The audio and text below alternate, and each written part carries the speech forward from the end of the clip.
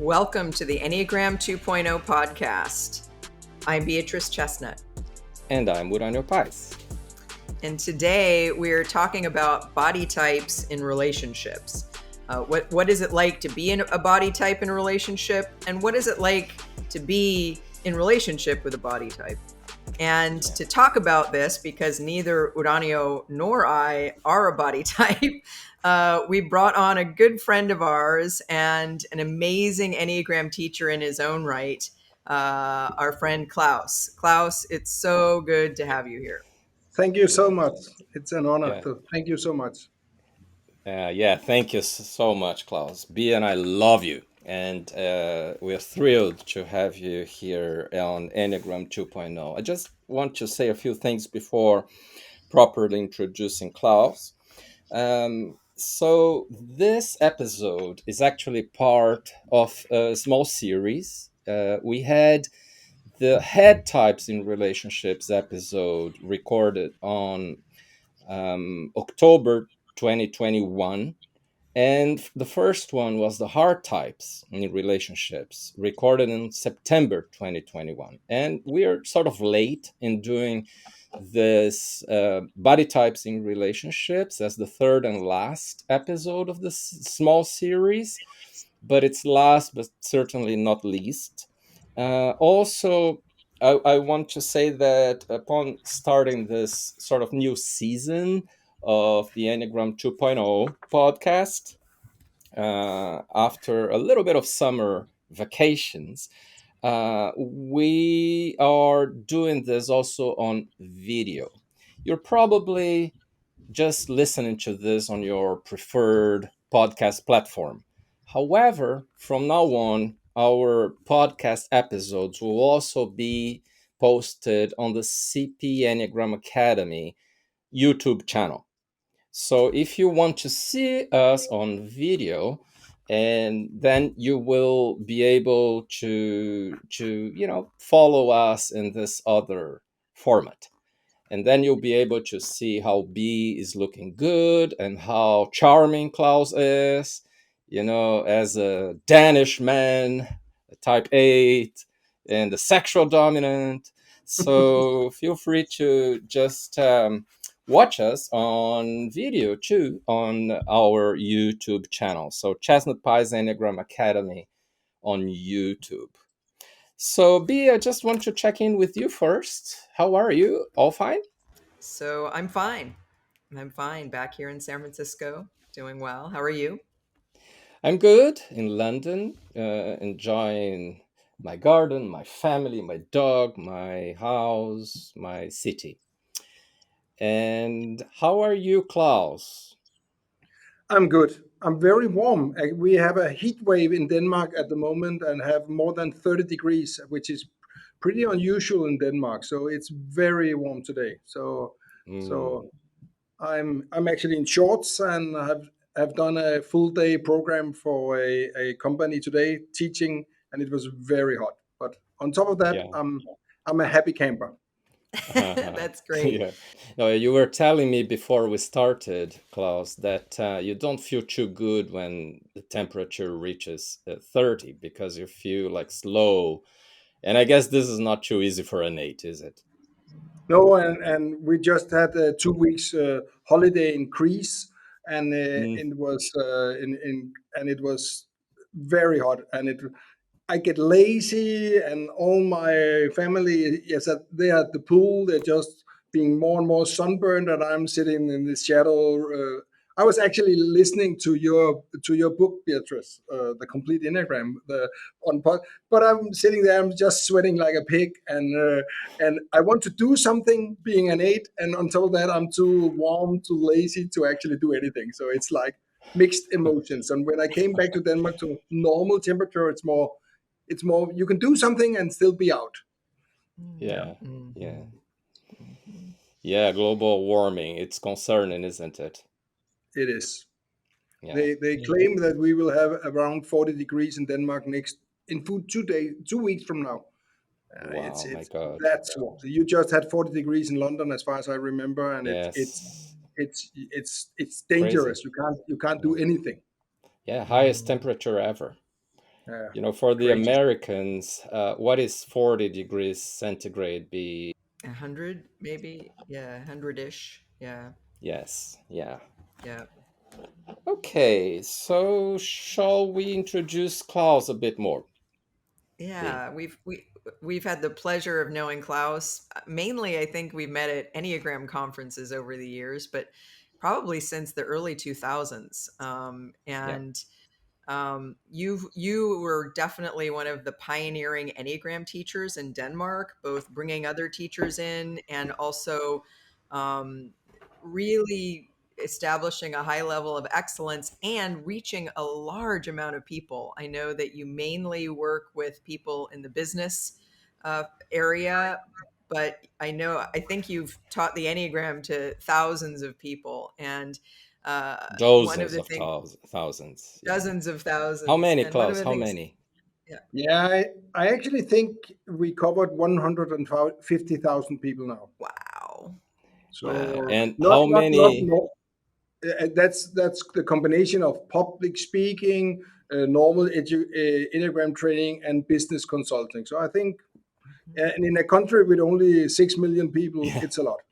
Yes. It's amazing, and maybe that's what we could say it is a very positive side of lust, as an excess of something super good for the world. Anyway, yeah, so it's amazing, and above all, we like Klaus as a friend, as a person. Klaus is very humble. He is someone who is fun, a good friend, and he has participated in a few things we did, like panels, and he was brilliant. So we wanted to bring him back here today and to teach us about relationships. And I do know that relationships is a very central theme and has always been in your life, Klaus. And also as a sexual dominant person, I think that will add a bit more. And because of your vast Enneagram knowledge, we know that you will be able to talk not only about eights, but also about body types, eights, nines, and ones. While at times you may say things that you will explain us that might be more connected to eights than to the other two body types. So, welcome to Enneagram 2.0. Thank you for making the time for this and for helping us and all our listeners understand more about this. You're welcome. Thank you for being here. Yeah, would you like to add anything to your introduction? Maybe something about your life and relationships, just so that people can know a bit more about you. Yeah, I have been married and in a long time relationship with a beautiful type 4, which unfortunately 6 years ago died of cancer. And now I am in a wonderful relationship with a beautiful type 2, which I truly hope that I will be married to and live for the remaining of my lifetime with her. So I'm mostly used to to be in a private relationship with hard types. Yeah. I work very close with a head type 5. All my family, my son, he's a 9, my daughter, she's a 7. So all in my close relationships knows the Enneagram. So we talk a lot about private relationship in all aspects of life, talking not only about the Enneagram, but using the Enneagram, which means I have a pretty high knowledge about relationship in general because I'm highly inspired by private, intimate relationships as well. So I do a lot of work for business works over here, but my true heart is actually with trying to make better relationship in the world, Yeah. business Yeah. wise, private wise, mom, dad, siblings. I don't care, but so I have a big heart for couple counseling and so on, even though I don't make a lot of couple counselings, that will drive me crazy. Yeah. Yeah. So let's start by asking you, Klaus, what do you see are some of the main general tendencies that body types display when relating to others? Or if you want to talk about things that they don't really display, but that they experience inside themselves when in relationships. For many years, it was a shock to me that you guys didn't experience it the same way that I did. Because for me, looking back all my life, and I'm above 50 years old, relationships has always been a kinesthetic thing. Of course, I fall in love. I get madly connected by caring and loving and so on. But it's always starts with some kinesthetic, something I can sense. It's like there is something here. There's not something here. It's like a either I'm on or I'm off. So it's and for many years I thought you probably did the same. It's like when I see a person, in this case, if it's a woman, it's a little bit like there's just something in me that it either say no or yes, and nothing much in the middle. So it's a kinesthetic thing. And for many years, I said to myself and to dear friends that if I'm in doubt, and doubt is, as I see it, a Uh, head thing. If yeah. if I'm in doubt, the answer will be no. If my body do not immediately react with a yes, it will be a no. I Yeah. just don't go further. It's the body wisdom and instinct. Yeah.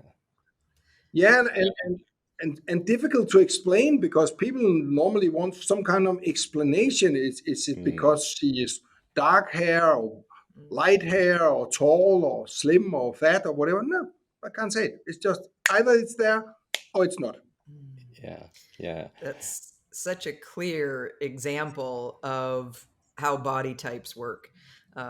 So different than my experience, or what I imagine a head type experience is that the first impulse, the first registering of yet of um, how you respond to someone is kinesthetic, it's body based, and especially it's kind of a yes or a no.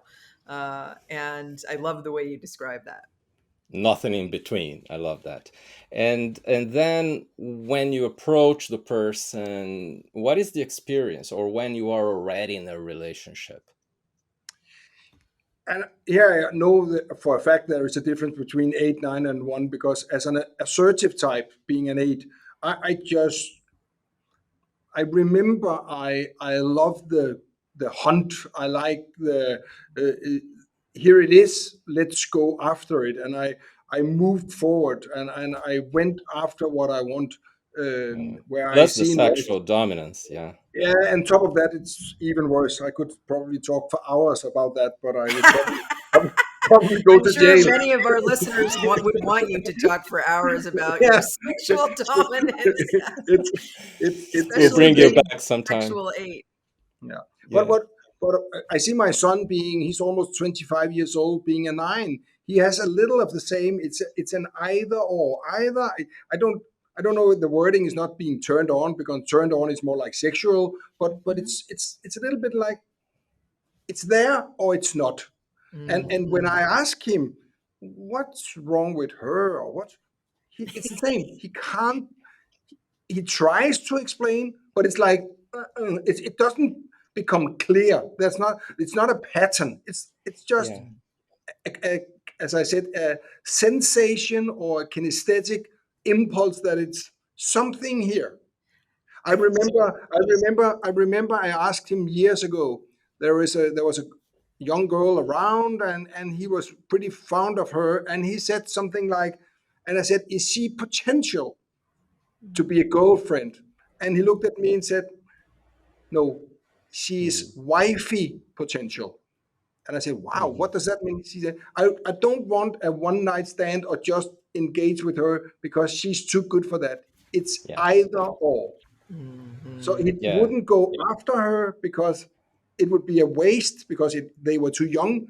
And he said, "I would rather remember her, and then when I'm older, if I see her again, I go after.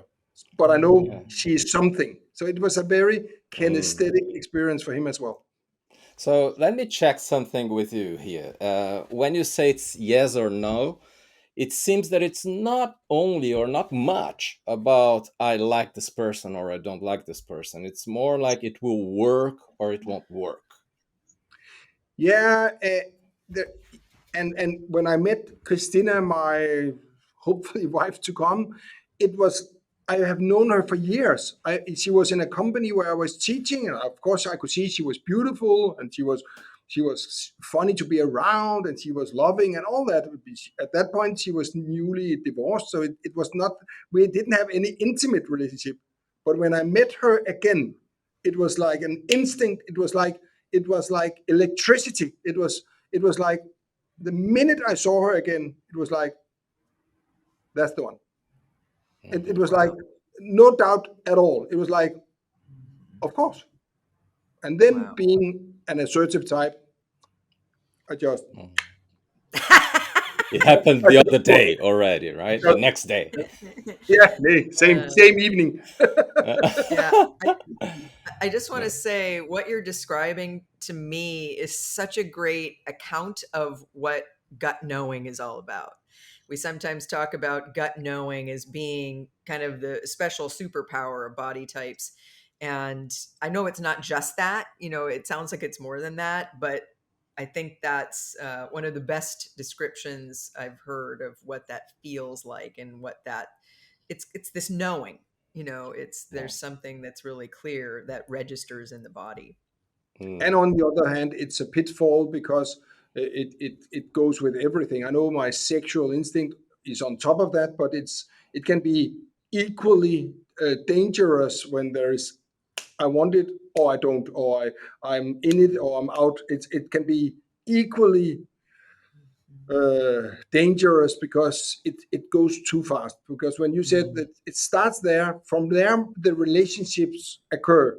It's a little bit Right. like first the kinesthetic part, and then I learn the person's well, and then the love starts, and then it becomes a mixture, of course. But the first part is like a sensation, Mm. Right. and then And we build on that.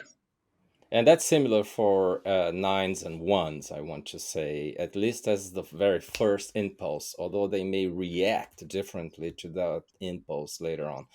But then you are on the relationship already, Klaus. What happens given you're a body type?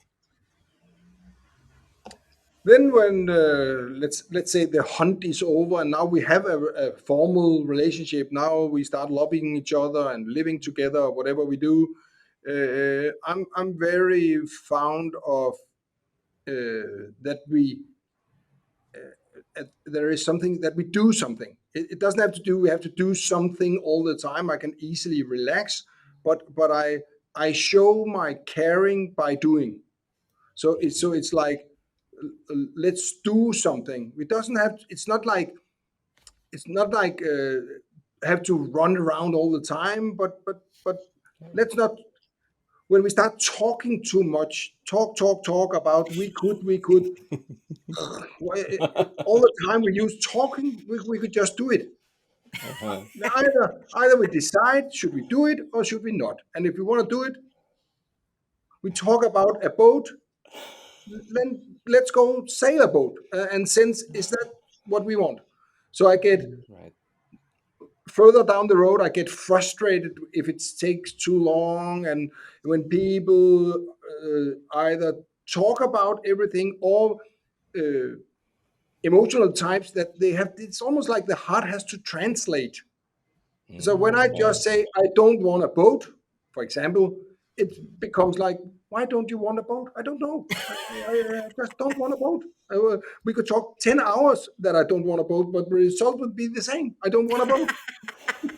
So a part of me don't want Uh, to explain it, and a part of me don't fully understand all this emotional unwrapping that I see that my four wife and my type 2 relationship Christina does today. It's like, yeah. why can't we just say it strict and plain? Yeah, and it seems that you are talking about how to bond with body type. like the way to bond is to do something together and have a good experience doing things. Yeah. Uh, And I know I'm pretty stubborn, and so the inner sensation of I want to be in some kind of control, or I don't have to make all the decisions, but at least I know that I need the control part. And I know that's the same with the ones and the nines. I know that the issue of being a gut type, that there's a control freak things going on. I sense that very much. I can say to to Christina, I can say to my daughter or to my son, you can make that decision. But the truth is that I'm still on top of the situation. That right. Mm. I say I can lay down and you can make all the decisions, but the truth is underneath, I'm fully aware of what's going on. Can you say a little bit more about what that control means for you? Because I think there are a lot of different types that might be described as controlling or even control freaks, but I think it might be something special for body types or something that happens in a certain way. Can you say a little bit more? Because I love what you've said so far. It makes it really clear. Anything more about what that feels like or what that's about? For me, it's about decision making, because when we make a decision, no matter what it's all about, from the moment we make any kind of decisions, let's do it or let's don't do it. I'm very impatient of why not just do it then. Mm-hmm. So for example, and it's if we want a boat, and then it could be that you say, then let's then save money for 2 years and then we can buy a boat. We buy it now, rather today than tomorrow. If of course, if I have the money or something, it doesn't matter what it is. It's just from we have made the decision. Let's then do it. And I this the inner sensation is, for me at least, that if you are in control, of course, being an eight, there's something in me that awakes that what can happen then. And Mm-hmm. I know it's the same for one, then it's probably just more like, if you do it, will it be good enough, or will it be in the right quality, or what can happen then? So it's a little bit, in the Danish language is a little different than English. So sometimes I have to translate, because the word control is not that important for me. You can be in control, Mm-hmm. but you cannot be in charge. I'm in Ah. charge. So in this case, you are interviewing me. So, of course, you are in control. You do your stuff. You ask me, but I make the decision if I want to answer. So that's an Mm. internal world. Mhm. Yes. So Mm, the minute you demand something of me, and I know it's exactly the same with my son, at least, when I demand something of him, I put pressure on him, his need for self control immediately reacts. Just very Mm. differently. A nine, he just like with his mouth says yes, but Mhm. his internal world is never in a million day. So you can I'm so almost glad see. we're doing this on video Yeah, now. now people have to see this on YouTube. It's a little bit like he's nodding and look like a little Buddha, like, yeah, I will. But the sensation you get when you tap into his energy is never in a million years I will do it. yeah. And, I love that.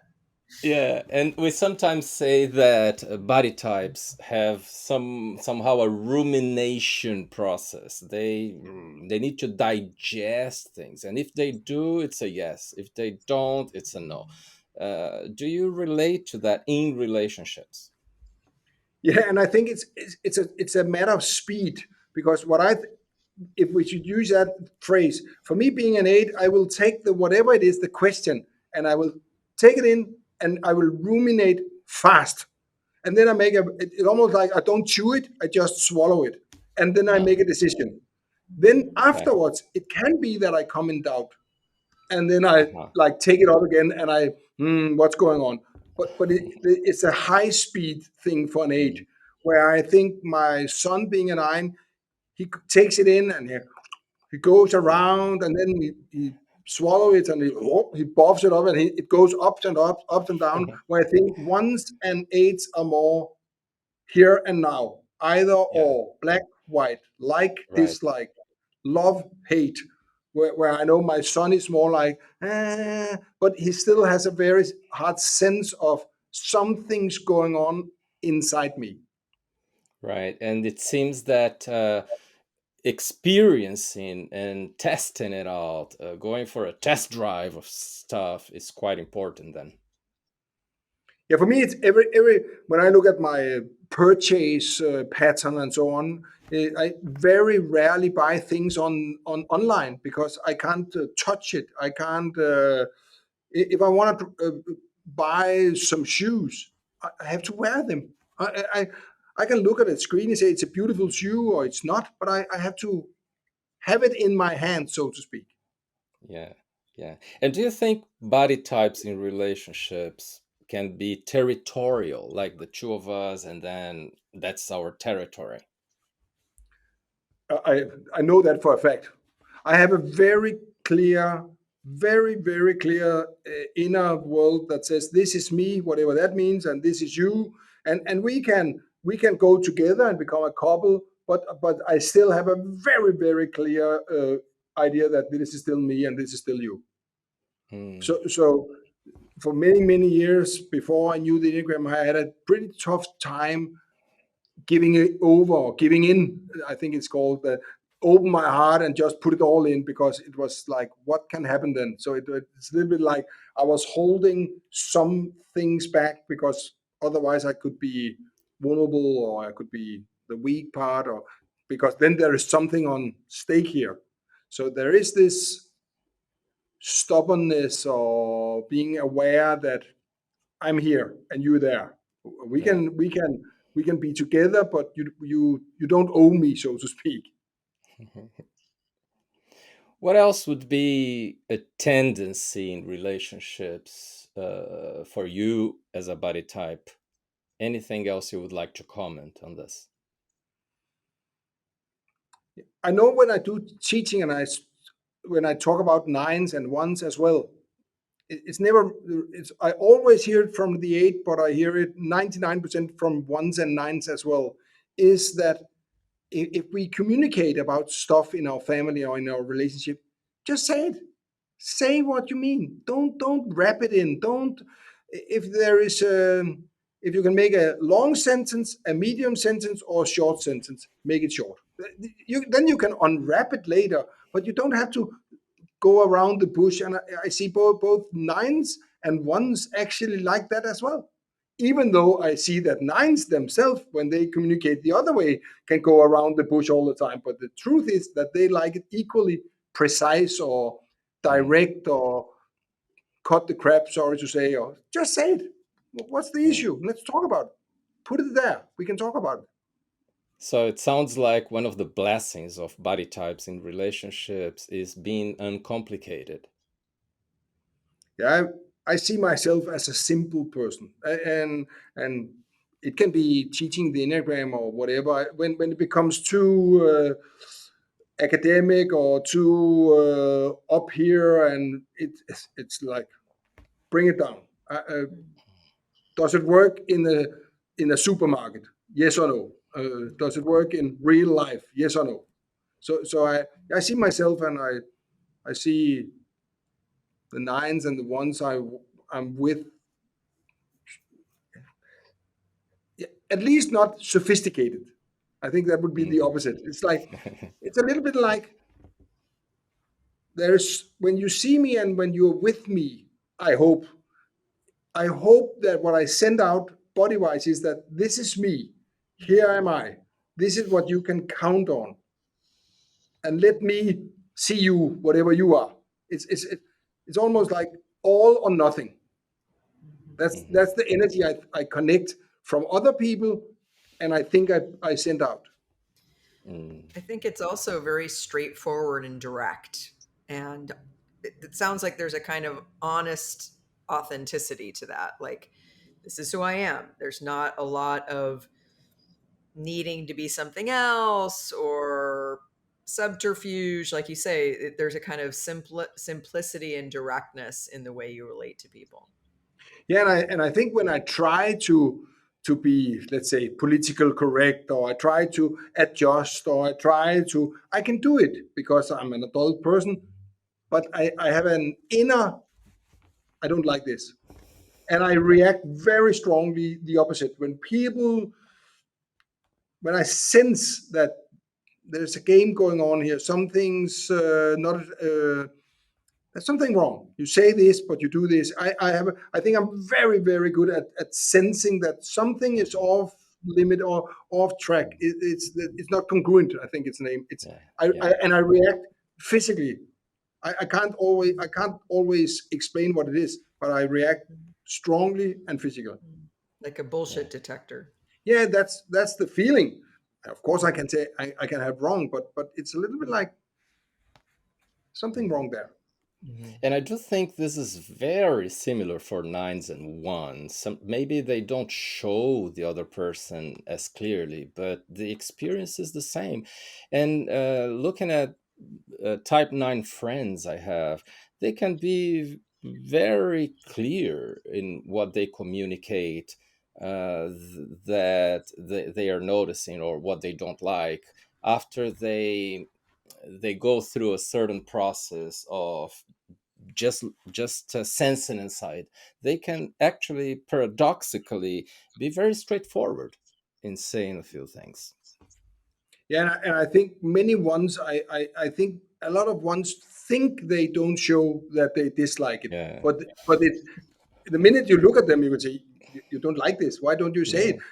I think the difference is that the eight just say it out. Mm, It's just out there. I think once they think they do not say it, but their body reacts like Mhm. it's a little bit yeah. like my body immediately gives some kind of reaction, and it's if you look at it you can see it immediately. Yeah. Even Mhm, I think even in the nines, even though they're more sophisticated and they're more some like swallow, but you can see it. It's like I can see it in my son, and I sometimes Mhm. ask him, why did you just said yes but your body said no? And it's because I'm in doubt. Then say you're in doubt. Don't say Mhm. yes with your mouth and then later on come and say no because you were in doubt. Then just say you're in doubt. yeah. And Klaus, tell us what are things that make body types happy in relationships. Straightforward, I think. Practical, um down the earth energy. Down the earth can mean a lot of things in the Danish language, but it's either as I said, let's bring it down to floor level more or less. Uh, May, don't make it more complicated. A lot of things in the world is very complicated. Let's Mhm, make something simple. And mhm, and most, I think, what I said earlier on is what can we do about it? So if we have pollution in the world, what can we do about it? Mhm. mhm, If you are angry with me, tell me, and what can we do about it?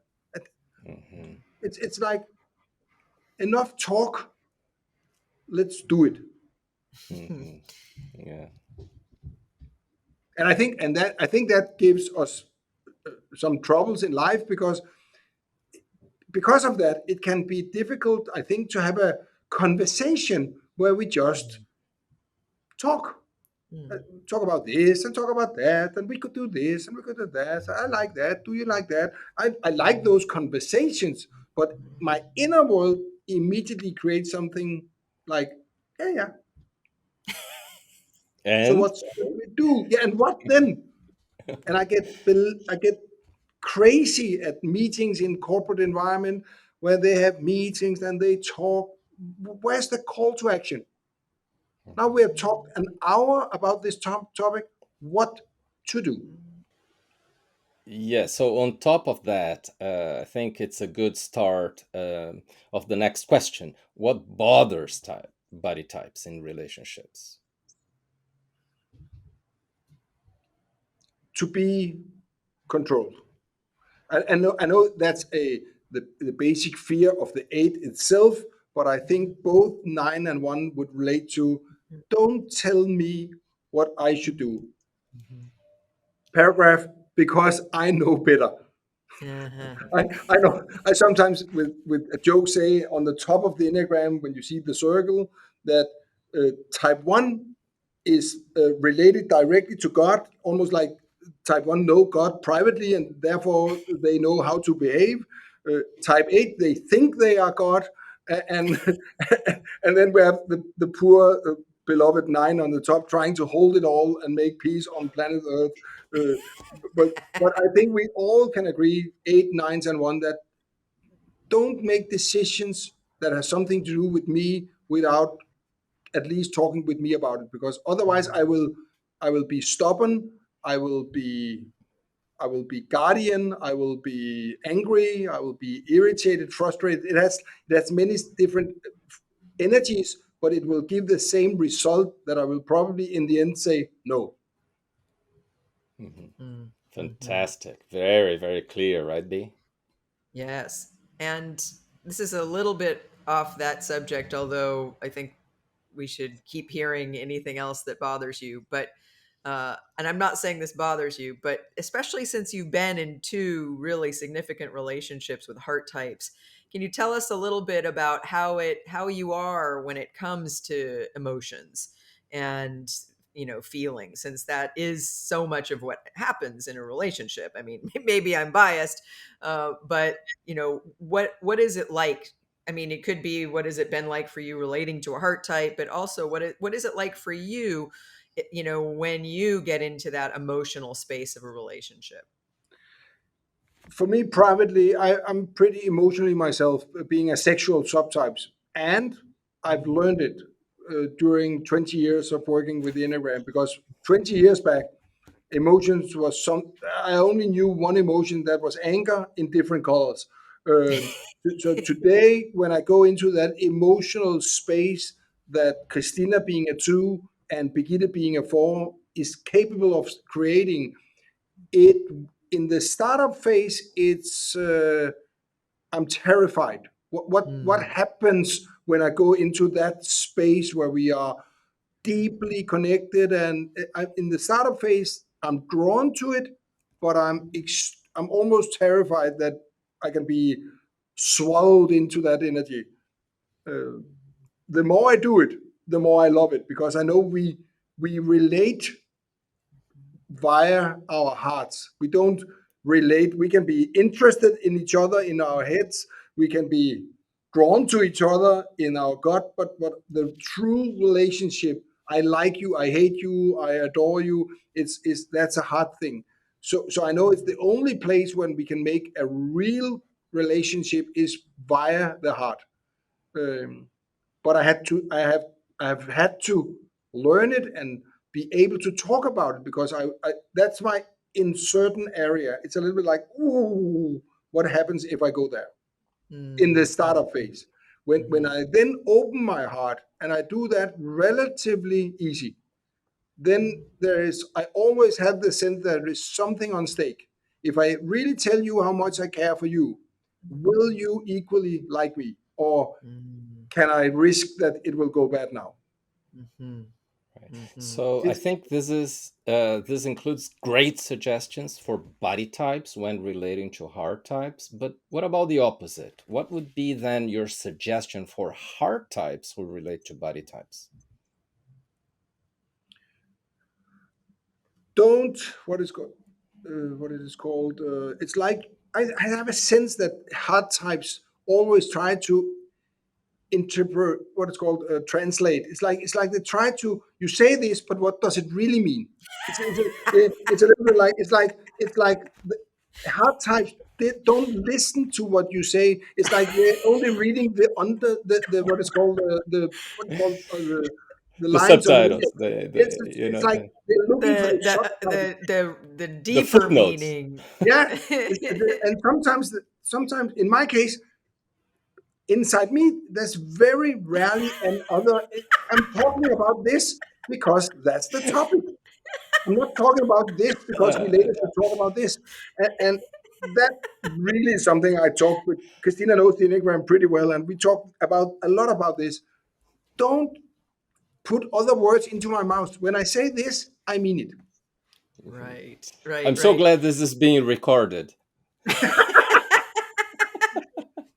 And I love this too because I know you and I know that's the way you are, and it's so, I mean, it's both refreshing, and surprising, I think, for heart types, but I love the way you put that, and knowing you, uh it's so clear, that that's the truth.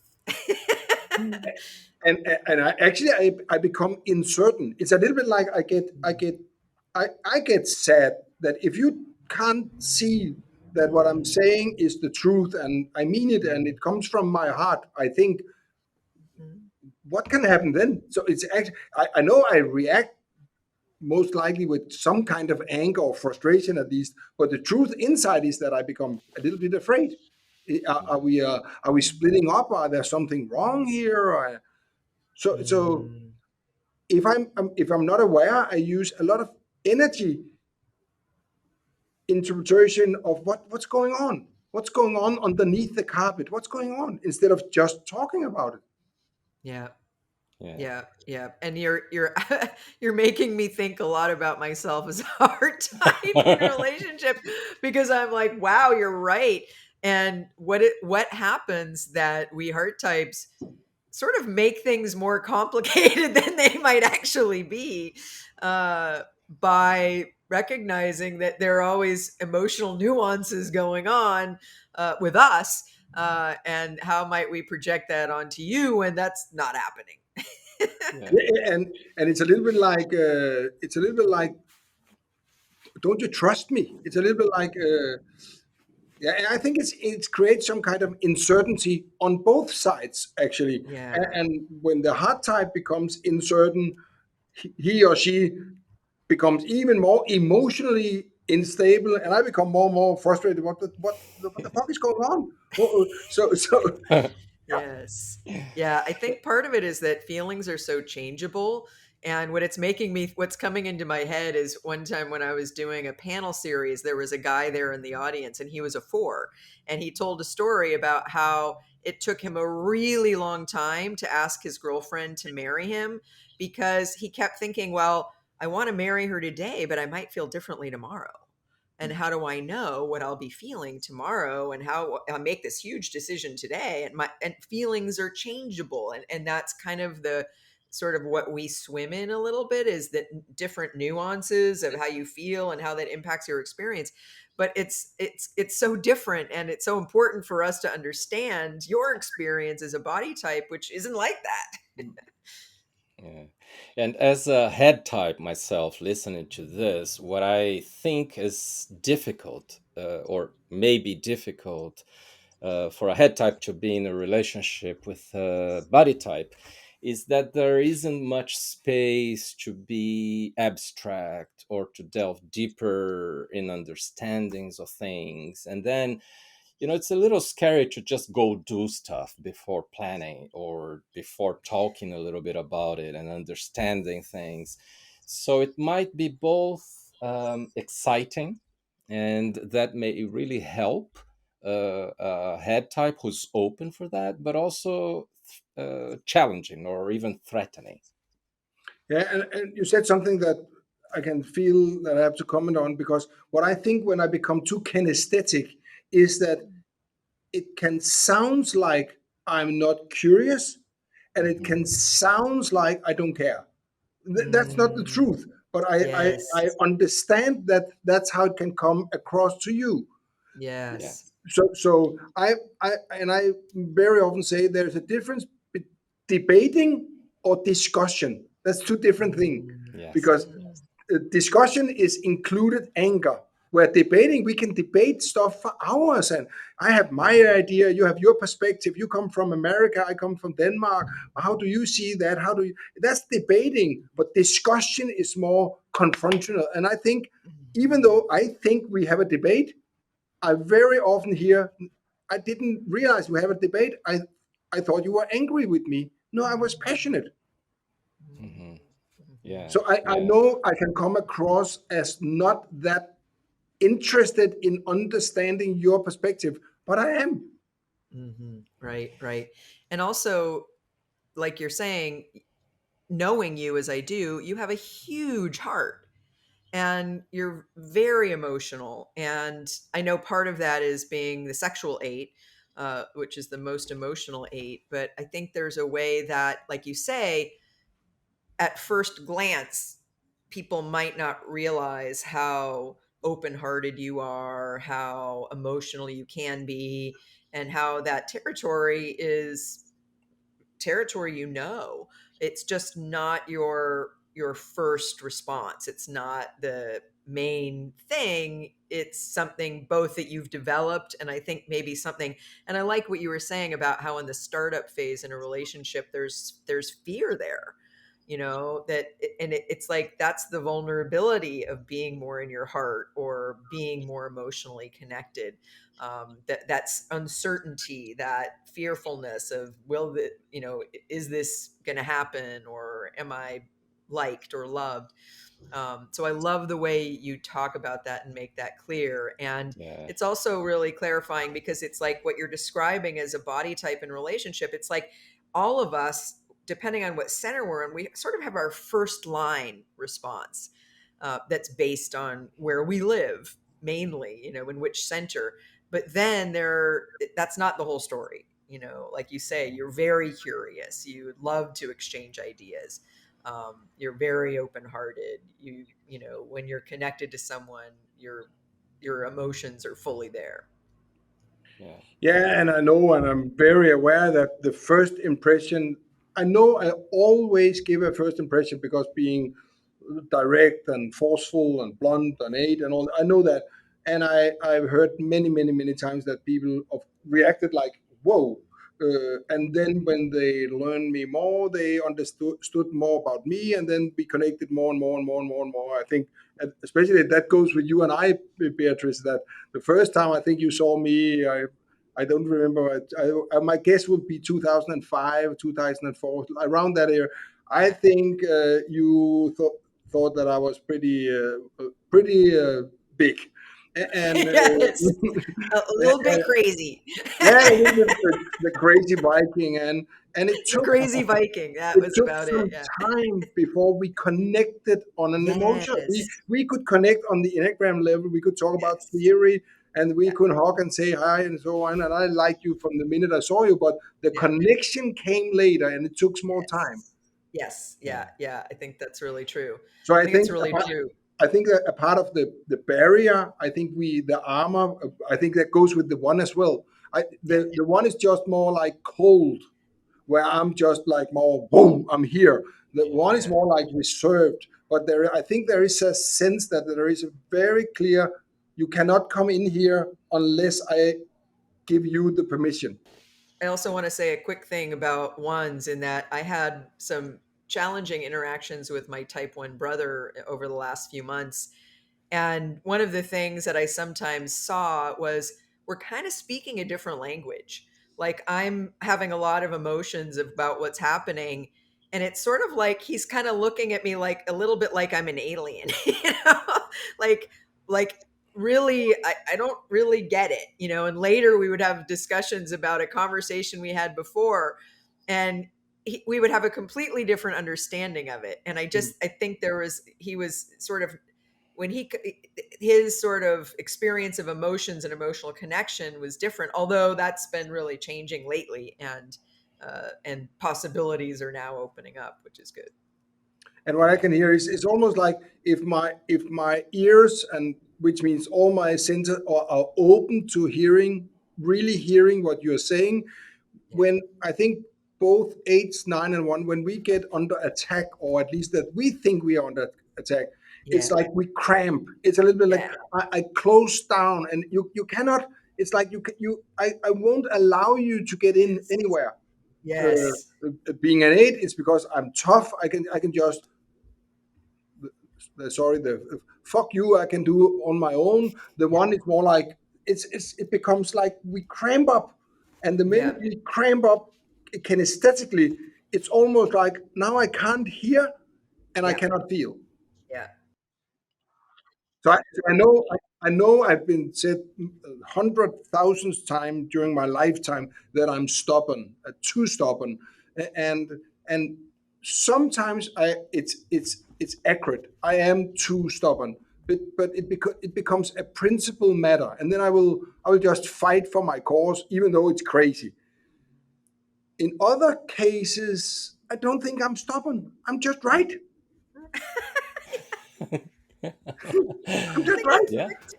Yeah, it makes right, and sense. and and I can get tired when head people just continuing arguing. Yeah, but I have this proof and that proof. I don't care. I'm right. So then it becomes too much debate, and then I start my discussion part again, and then I I withdrawn from people, and then we it can go bad if I don't wake up to the occasion. I said, what's going on here? right. There's something else I would like to say that I see that makes body types mad, both with heart types and with head types. I think that both heart types and head types don't wrap up conversations. Like the heart types want to keep feeling and knowing that that can change tomorrow, and it's a constant process of relating that it doesn't finish in one day. And then the head types, they want to carry on the discussion and keep options open and paradoxes and complexity. And I think this is maddening for body types who want a solution. What do you think, Klaus? I fully agree.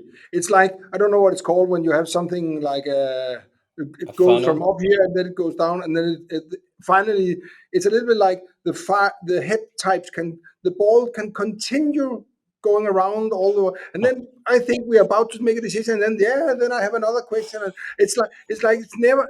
Well, so I fully agree.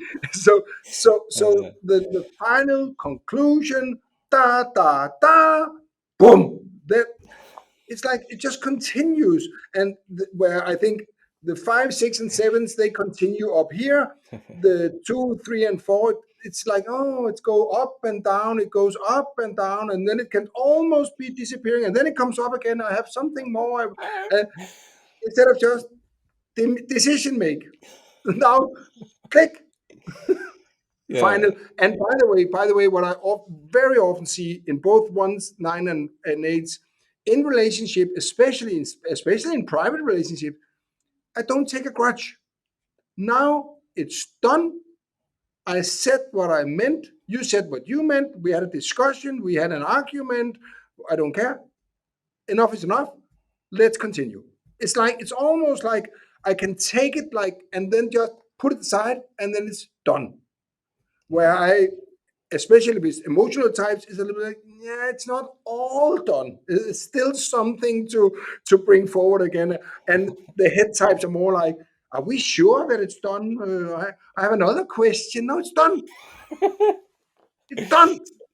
Yeah, so it sounds like what is important for you guys is that you can have confrontations, you can have discussions, you can have difficult conversations, but they need to finish well, and everybody needs to be set by the end. And we need to get to a conclusion, and we need to feel okay again.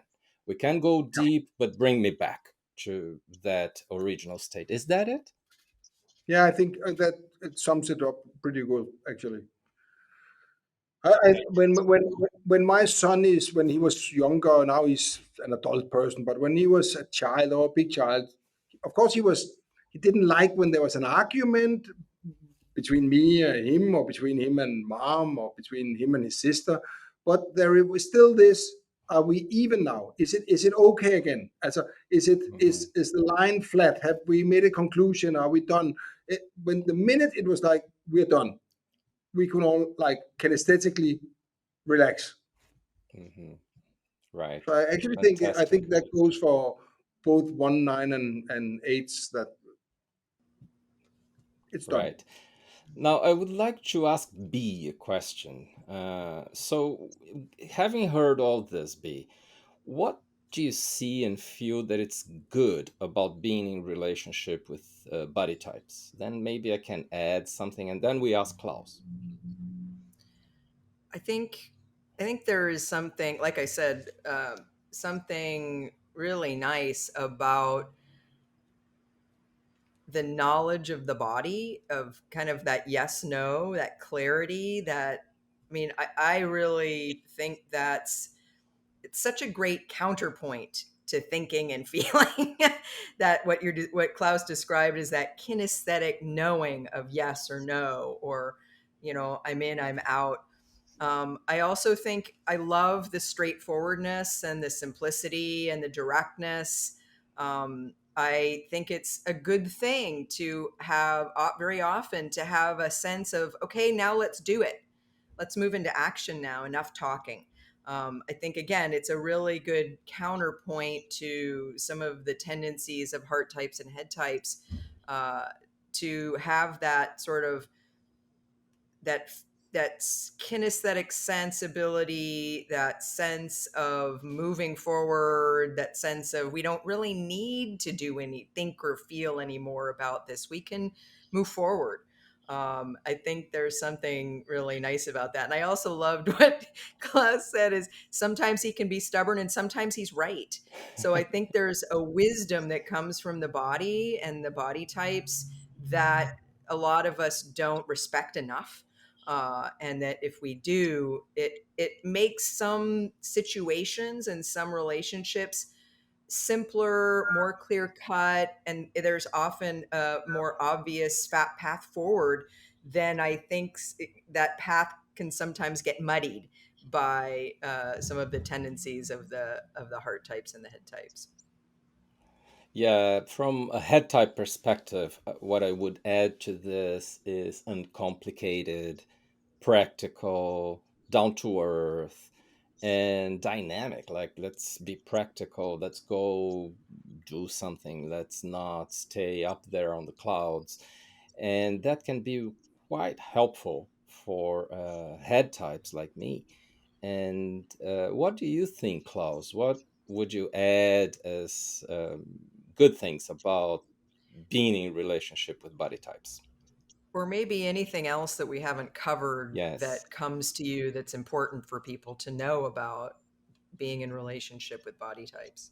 I think one of the things that more or less provoke me most at the point of time we are in the history of planet right now is that we try to make everything very academic. We have to, what's the empiry of the Enneagram, what's the, who says, do we really have a climate crisis, or is it just fracturings? It's a little bit like the head, and this is not meant by the head types, but it's almost like we think the head is like the king of the intelligences. That's the clever one. If you Right. read a book, then you are the clever one. Sometimes I say, how will you read in a book how it is to walk barefooted and put your foot in a turtle shit? How will you read that to understand it? You will only know how it feels if you tried it. Uh, You yeah. cannot read in a book how it is that the sun is making your chin warmer. You have to go out, experience it. So it's a little bit like the head think it's a superior intelligence, almost like especially in the business environment, that the emotional intelligence that's only allowed when you're private. It doesn't fit into the bank. I often say, what about if we at meetings ask ourselves, what's your gut feeling? How do you right now, without any explanation, just tap into what does it say? Why is that not any good doctor today will ask a patient, how do you feel? What do you sense in your body? Even though there is theory, a good doctor would ask, how does it feel in your body? And Mhm. not only explaining. So it's a little bit like, and by the way, that's the first intelligence we ever had. Our sensei. I saw one of Yep. my dear friend had a small child. He's 11 month old, little boy, and you can just see there's no. Of course, there's brain activity, but you know what I mean. And he just do what his body wants. He just moves around. Here's the sun, and he sits down because I like to be in the sun. Now I move away from the sun because now it's too warm. It's like an intelligence that we forgot that it's as Mhm. clever. I didn't say superior or the opposite, but as clever, that the clever, intelligent brain and the open, loving heart. Mhm. I love Yeah. that. And I think Yeah. that's so true. And I think we'll all be better off in society if we can come to that understanding of there's just three different kinds of cleverness. It's not it's not the head that rules, and that the body has this incredible wisdom. And I love what you said about asking people in a meeting what's their gut feeling. So thank you for Yeah. bringing this to us in such a clear way. Yeah, I love this as a wrap up also for our interview with you. And I think that maybe we could translate this last teaching from you as, using the gut wisdom in relationships means inviting the other person to walk the relationship, to just have the experience instead of just being in the heart or in the head, which is limited. So I so much thank you, Klaus. I think this will become one of our listeners' favorite episodes ever. Do you want to add anything, my friend, or? Only that I love you two guys, and you know how much I respect you.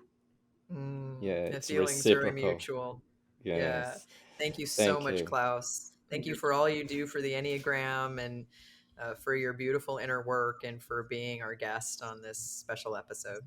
Yeah, Thank and you. one last thing, Klaus. Just would you like to tell our listeners what your website is, or if you want, only if you want, would you like to leave any contact options? Yeah, I would love. Unfortunately, there's a big American company. I don't know if you heard about it. It's called Facebook. They decided that you are only allowed to have 5,000 friends, and that limit I reached years ago. So unfortunately, I cannot accept more private friends if you look for Claus Roager. But I would love people to find me on LinkedIn. And the minute I get a friend request on LinkedIn, or people can follow me. My problem is that most of the things I do on my social platforms are in Danish, and that's a crazy Oh, language. Trust me. So, but so people my can get in company. touch with you. Yeah. Yeah, so but I would love Enneagram people from all around the world to find me on LinkedIn, and I Yeah. often say, and my children have said for many years, every time we meet a person who knows Enneagram, it's like having another family member. So I Yeah. invite people who are in Denmark that always contact me. We meet for coffee. We can. I prefer wine or a cold beer, but you can have coffee. So find me on LinkedIn. That's probably the best. Okay, Yeah. and Yeah. your Yeah. your name will be in the show notes for people, so that people can know how to spell it and how to find you. Yeah, but Great. for the ones listening the audio only, let's spell it now. So it's Klaus Roager, and it seems that it's Roager. Yes, And exactly. Klaus with a C. Yeah, Yeah. like Klaus with Santa a C. Claus. Yes. On that note, thank you so much for having been with us, and all the best there, Klaus. Thank you. Okay, so it's time for our top five. What is our top five today, B? We thought of talking about the top five quietest types. In the sense of talking less, right? Yeah, types that don't talk that much, or maybe don't need to talk that much, or aren't always noisy. Mm. Maybe Might be you a will say, maybe you will say you're five, and I won't talk. that will be a clue to what you have at your one Ah, spot. let's see. Yeah. Yes. Okay. Yeah, good one. So, would you like to start? Yes, so normally I didn't use subtypes in this. However, my first one is a subtype, and that's self-preservation 4. Oh, interesting.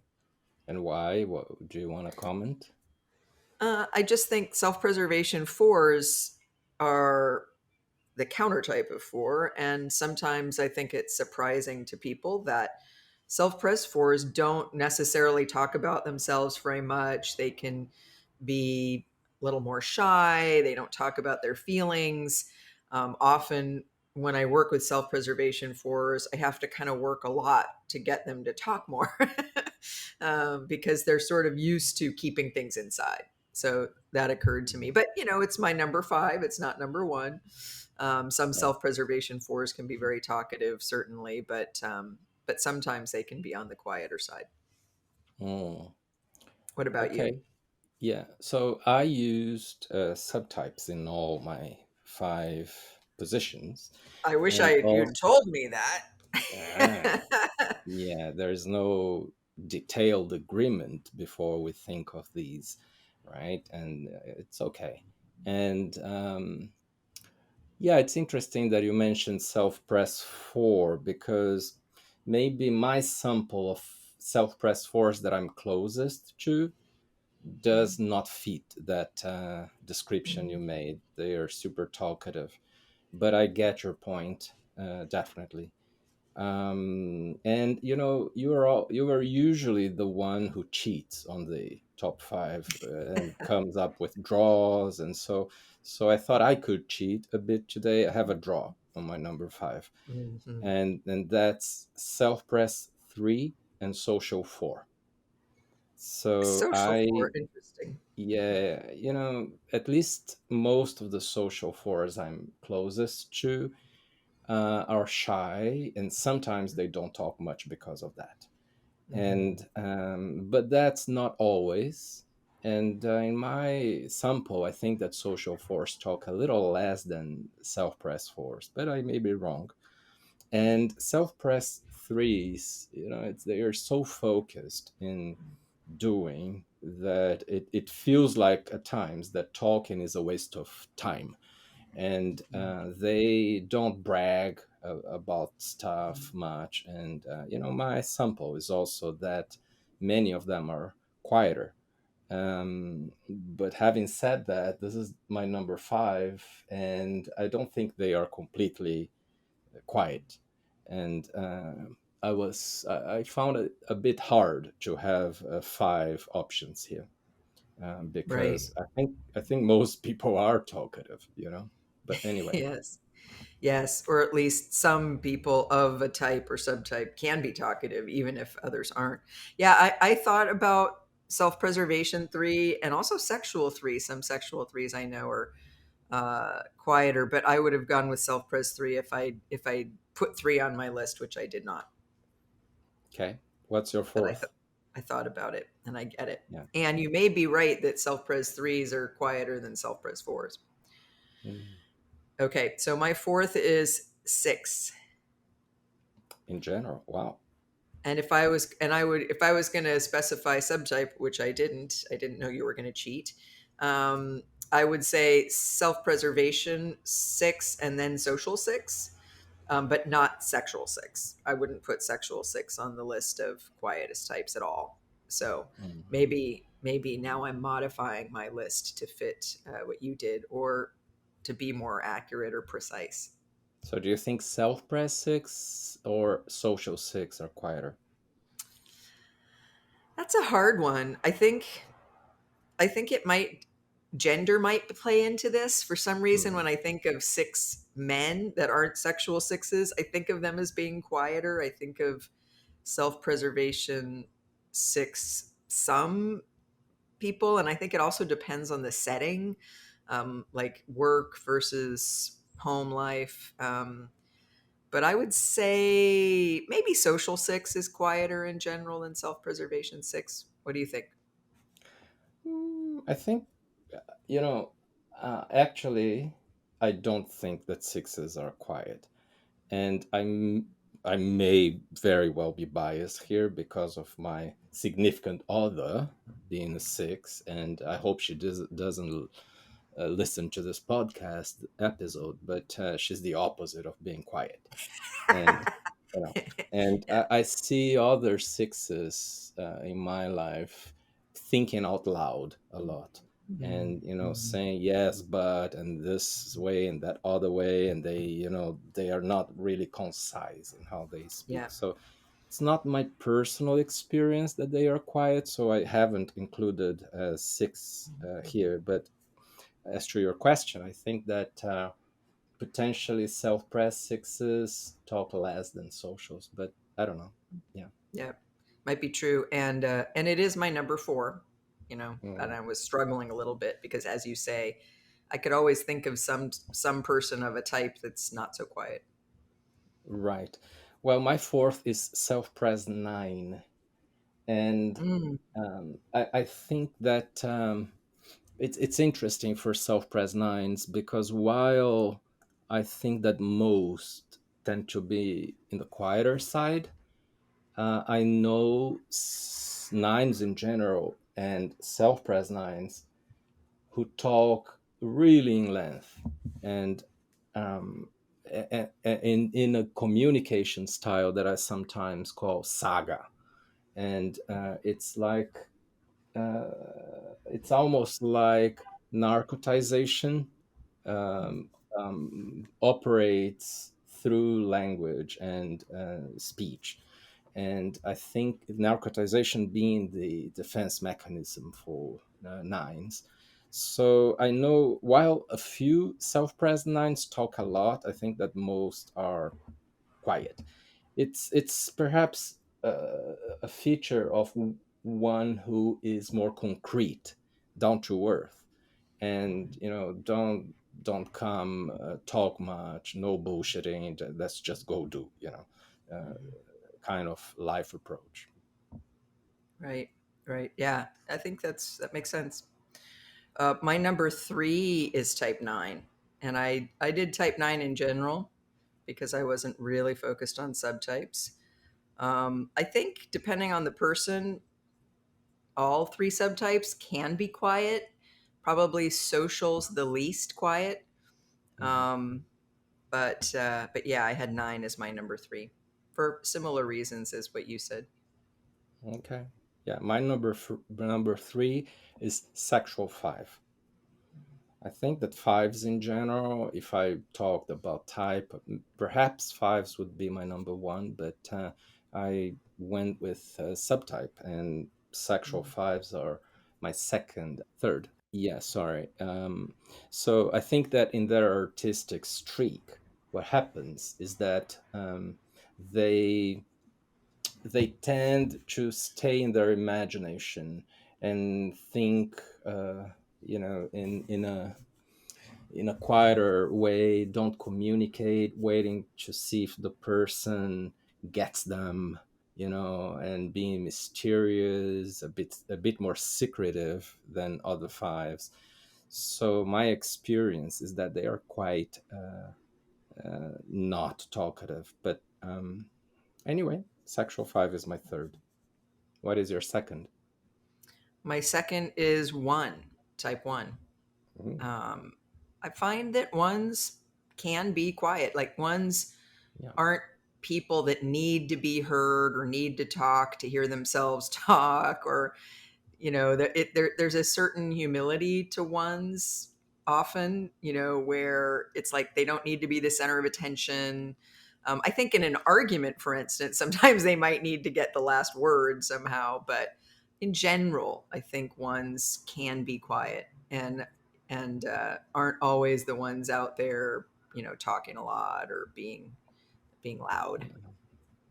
Yeah, I understand that. It's interesting. I haven't included ones in my list because I know many ones who preach a lot to other people, Mhm, and mhm, who sometimes express in words the anxiety they have and the concerns. But I think you're right that many ones are quieter, and maybe I mhm, could have included one somewhere here. But my mhm. second is self-press eight. I Hmm. think that while they are not um, completely quiet, because I don't think there are many eights who are quiet in general. Mhm, But on the other hand, I think they talk less. It's mhm, all also similar to my rationale about self-press nines. They're down to earth, mhm, practical. I don't want to talk. I just want to go do. And in practice, they are mistaken by fives at times, and they are not as expressive as other eights. Yeah. Yeah, that makes a lot of sense. I agree with you. And I can certainly think of some individual self preservation eights that are very quiet. They can feel and look like fives. So that makes sense, although I don't have eights on my list. But I was going for types. So my number one is five, as probably won't surprise you. Yeah. Yeah, I don't think we need much explanation for that. But my number one is self-press five. I think this is by far the quietest of all 27 subtypes. And yeah, they speak like if other people don't push them to talk more, they usually either not communicate or communicate in one word or two, and they really appreciate people who don't talk much, and who don't push them to talk much. And it's not only about self disclosing, it's talking about everything. It's like I think that's the tendency. Although when self-press fives change, that can change very much so. Anyway, that's my number one, and I think it's interesting to point out that social fives are not included in my list. Yeah, I Uh, see how you did that. yeah, I think that And you got social to put five, fives at two positions. yeah, social fives are very professoral, and they make sure Professorial. professorial. Thank you. Yeah, um, maybe I don't talk as much as some social fives when it's in English because I make too many mistakes. But anyway, social fives in general are not in my list because they tend to share more what they know and to ask more Right. and so forth. And some people who type others in a more shallow way, just considering behavior, don't get the social fives are fives, and they Right. mistake them for other types, and that's stereotyping, labeling, Right. Yeah. So yeah. I find social fives can feel like eights, and Hmm. speak a lot, and Yeah, in a powerful way. Yeah. yeah. Okay, that was good. Thank you. That was good. That was good. All right. So, thank you everyone for joining our Enneagram 2.0 podcast. I hope you'll join us next time where we talk about all things Enneagram.